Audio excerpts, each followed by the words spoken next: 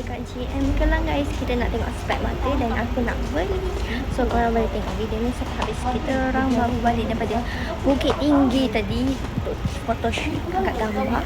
Lepas tu nak pergi ke GM Kelang. Sekarang dah sampai GM Kelang. So kita sampai ke GM Kelang.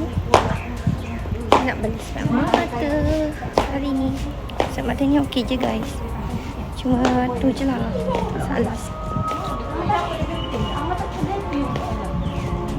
Tak ada lah. Murah kan? Acu punya pun boleh patah. Macam mana dia punya boleh patah? Awak takut dia beli juga. Yelah, dah takut je lah. So korang boleh tengok video ni sampai habis kan. Hari ni mana?